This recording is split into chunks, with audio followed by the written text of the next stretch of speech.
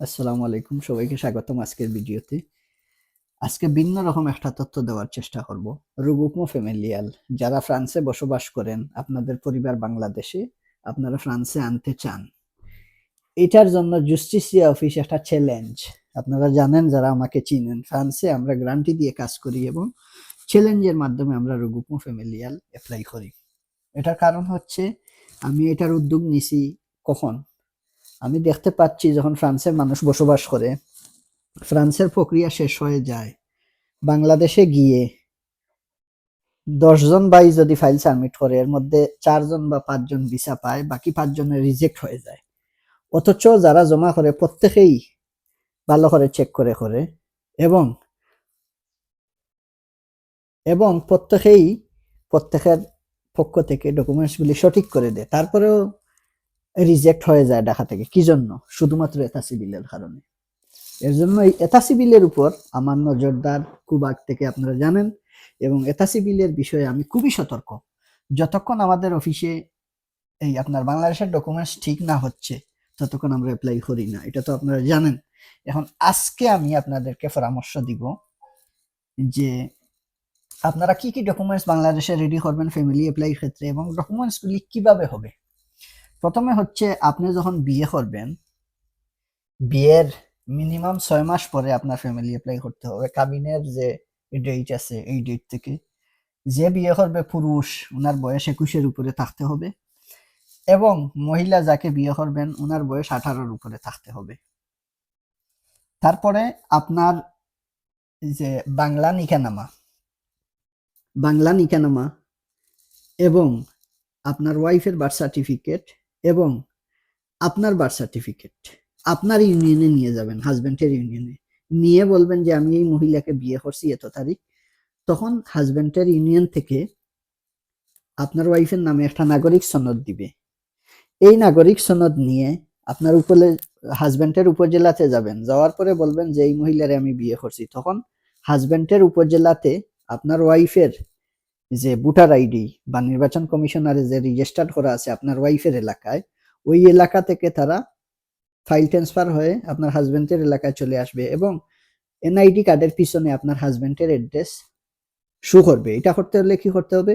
উপজেলাতে আপনার নাগরিক সনদ দিতে হবে আপনার ওয়াইফের, এবং আপনার বিয়ের যে নিকানামা সেটা দিতে হবে, এবং আপনার বাড়ির একটা কারেন্ট বিলের কাগজ দিতে হবে ৬ মাসের ভিতরে নতুন। হাজবেন্ড ওয়াইফের বার্থ সার্টিফিকেট, পাসপোর্ট থাকলে পাসপোর্টের কপি। এটা যখন আপনি উপজেলাতে জমা দিবেন, দেওয়ার ১ সপ্তাহ বা ২ সপ্তাহের ভিতরে আপনার ওয়াইফের এনআইডি কার্ডে হাজবেন্ডের অ্যাড্রেস চলে আসবে, এবং ওয়াইফ হাজবেন্ডের এলাকার ভোটার হয়ে যাবে। তখন ওয়াইফের এলাকা থেকে ফাইলটা চলে আসবে হাজবেন্ডের এলাকায়। এই হলো এনআইডি কাজের বিষয়।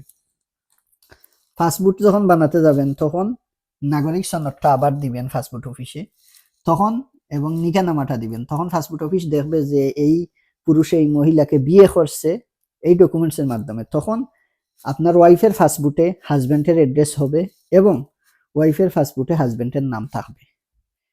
এই বিষয়গুলাকে বলে এথা সিভিল। ওয়াইফের বার্থ সার্টিফিকেটে ওয়াইফের বাড়ির অ্যাড্রেস থাকবে, নিকানামাতে বিয়ের কাবিনে ওয়াইফের বাড়ির অ্যাড্রেস থাকবে, এনআইডি কার্ডে হাজবেন্ডের বাড়ির অ্যাড্রেস থাকবে, পাসপোর্টে হাজবেন্ডের বাড়ির অ্যাড্রেস থাকবে, ওয়াইফের পাসপোর্টে, এবং হাজবেন্ডের নাম থাকবে। এই হচ্ছে ডকুমেন্টসের সিস্টেমগুলি। বাচ্চা থাকলে প্রত্যেক বাচ্চার পাসপোর্ট এবং বার্থ সার্টিফিকেটে বাবার অ্যাড্রেস থাকবে, বাবার স্থায়ী অ্যাড্রেস প্রত্যেক বাচ্চার পাসপোর্টে এবং বার্থ সার্টিফিকেটে থাকবে। পাসপোর্টে গার্জেন হিসাবে বাবার নাম থাকবে। এই হচ্ছে ডকুমেন্টসের সিস্টেম বাংলাদেশের। এইভাবে যদি ডকুমেন্টসগুলা বাইর করেন, তাহলে অফিসিয়ালি গ্রহণযোগ্য হবে এবং সব জায়গায় এলাও হবে। তারপরে আপনারা আমাদের অফিসে নিয়ে আসবেন, আমরা এগুলি ভেরিফাই করে দেখবো যে কোনো ভুল আছে কিনা। ভুল থাকলে সেটা আমরা নোট করে দিব, আপনারা সংশোধন করে নিয়ে আসবেন। যখন সংশোধন হবে তারপরে আমি অ্যাপ্লাই করব।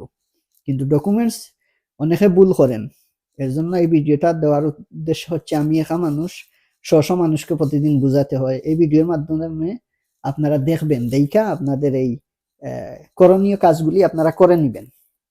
এটা হচ্ছে অফিসিয়াল সিস্টেম। যখনই আপনি বিয়ে করবেন বাংলাদেশে, ইউনিয়নে ডিক্লিয়ার করবেন, ইউনিয়নে আপনার ইউনিয়নে ডিক্লিয়ার করার পরে নাগরিক সনদ দিবে আপনার ওয়াইফের।